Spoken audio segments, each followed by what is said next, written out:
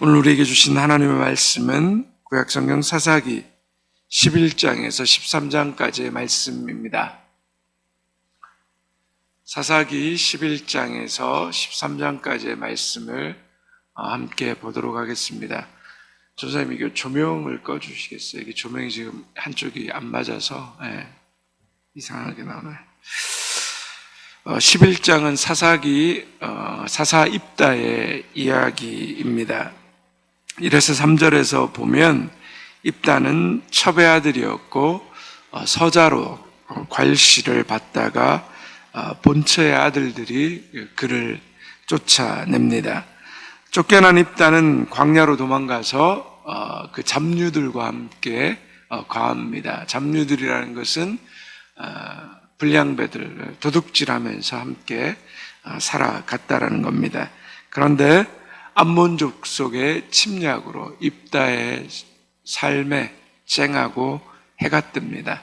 암몬족 속의 침공을 막기 힘들었던 길앗의 장로들이 입다를 전쟁에 참전해 줄 것을 요청합니다. 전쟁에 참전해서 승리를 가져오면 길앗 지파의 그 지도자로 삼겠다라고 내걸게 됩니다.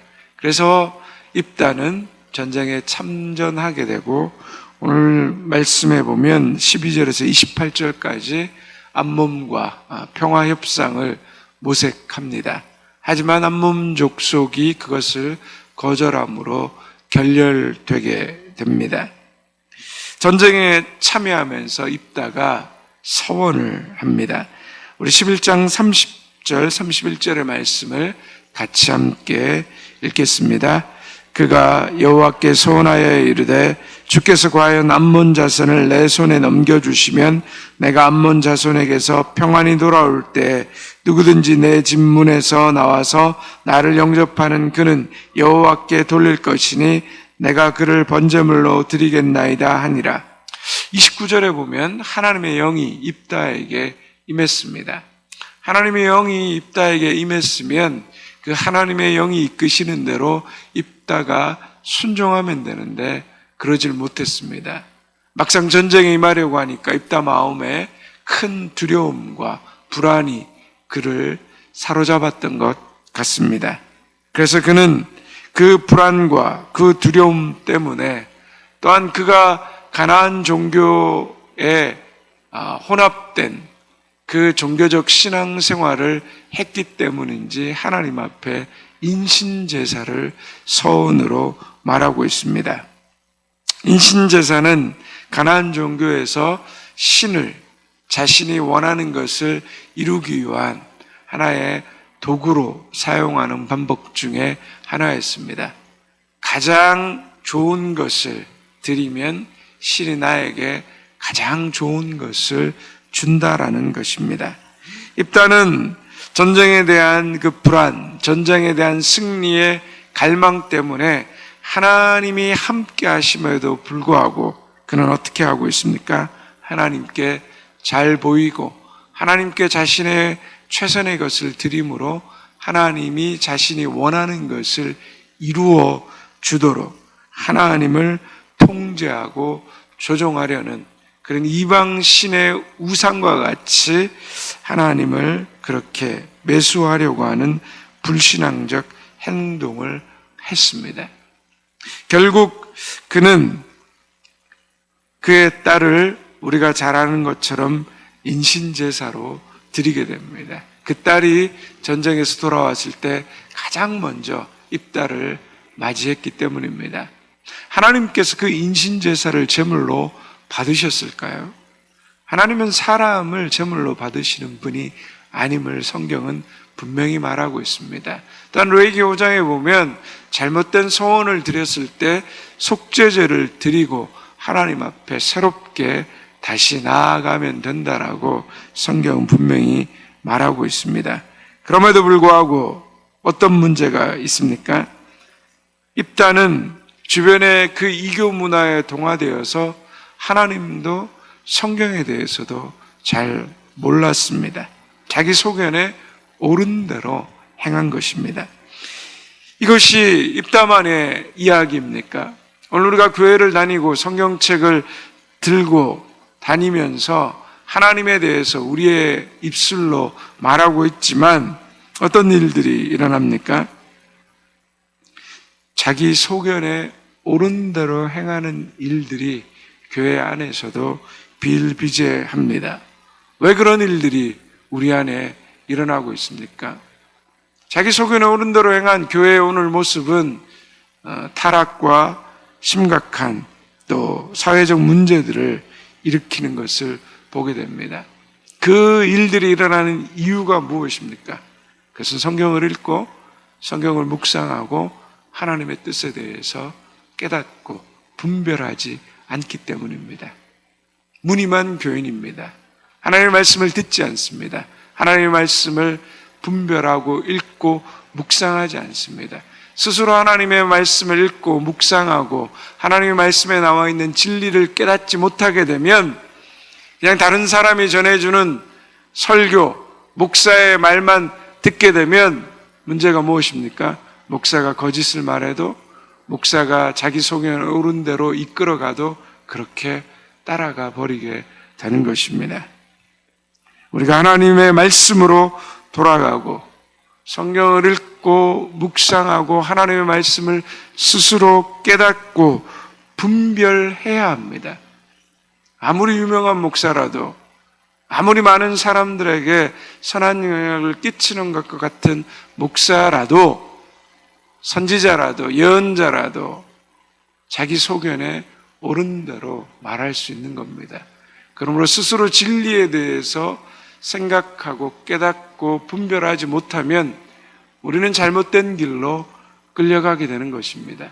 요즘 넷플릭스에서 나는 신이다 해서 JMS에 관해서 아가동산 이재록 씨에 관해서 이야기하는 모든 내용들을 보면 무엇입니까? 종교적 열심이 없는 게 아닙니다.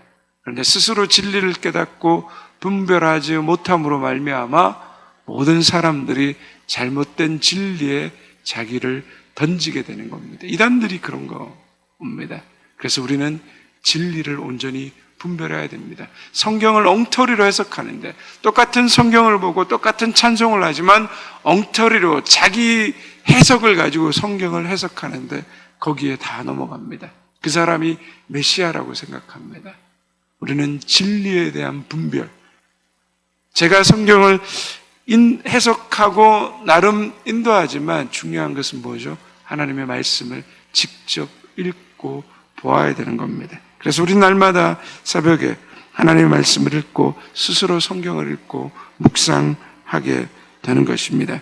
하나님의 말씀을 통해서만 우리가 진리를 분별하고 참된 진리의 사람이 된다라는 것.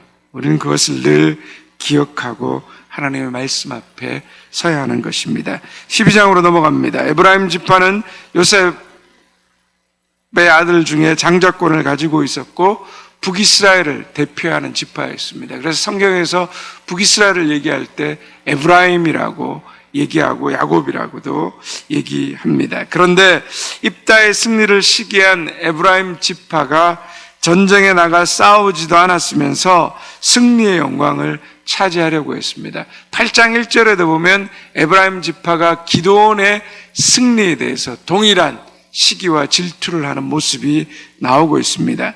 에브라임 지파는 도와주지도 않으면서 승리의 첫 자리를 차지하려고 시비하는데 익숙했습니다. 그러나 그 지속된 교만, 그 교만으로 높아지려고 하는 그 시비하는 삶에 대해서 하나님은 이번에 입다를 통하여서 에브라임 지파를 심판하고 징계하십니다. 우리도 이전에 징계를 받지 않았다고 해서 교만한 마음, 시비하는 습관을 버리지 않는다면 하나님의 징계를 피할 수 없다는 것을 성경은 말하고 있습니다.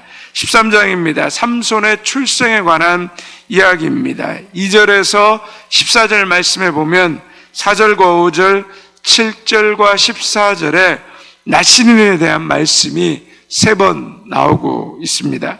삼손을 나시린으로 키우라는 겁니다. 구별하라는 겁니다. 4절과 5절의 말씀 같이 함께 읽겠습니다.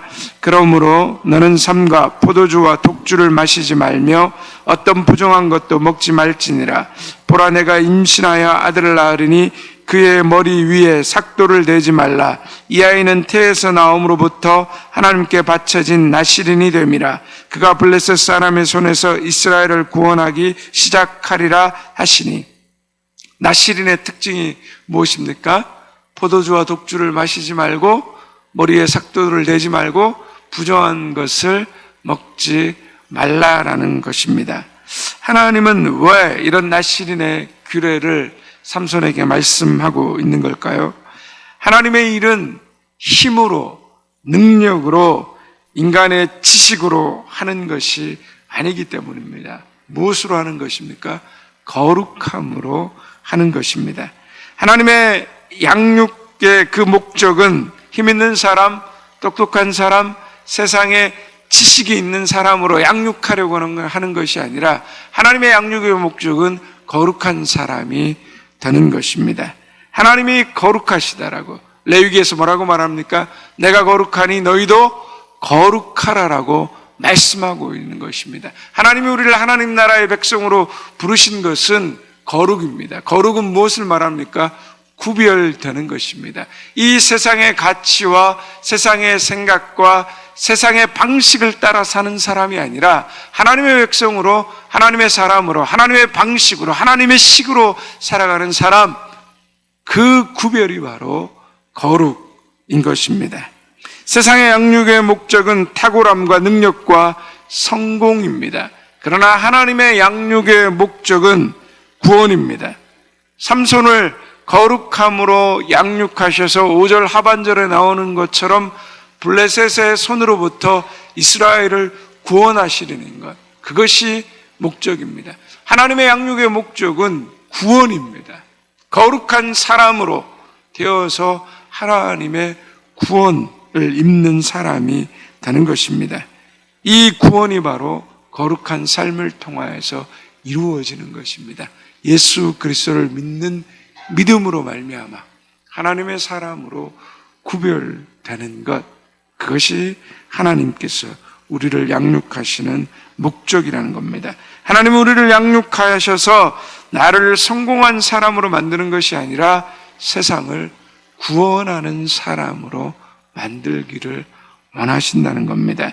우리도 이런 하나님의 양육의 목적, 세상을 구원하시려는 하나님의 뜻을 따라서 우리 자녀를 양육해야 되고 나 자신도 하나님의 거룩함으로 양육되어 내 삶을 통하여서 하나님이 이루시는 이 세상에 대한 구원을 이루어가는 사람이 되어야 하는 것입니다. 오늘도 말씀을 보면서 하나님이 원하시는 성공과 능력과 지식의 사람이 되려는 것이 아니라 구원하는 하나님의 사람이 되어져가는 저와 여러분 되기를 주님의 이름으로 축원드립니다. 이제 사사기 11장에서 13장까지의 말씀을 경청하겠습니다. 주의 말씀은 내 발의 등이요 내 길의 빛이십니다. 아멘.